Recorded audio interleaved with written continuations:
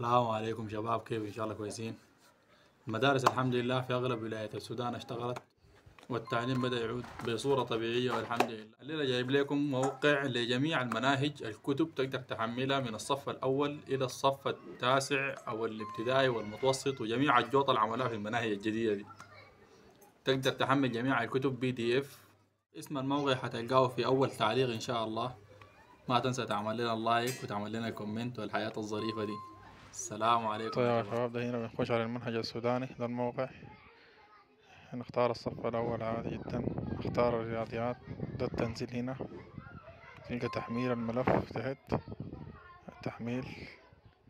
تضغط على التحميل، تيجي تنزيلات بتلقاها شغال تنزيل.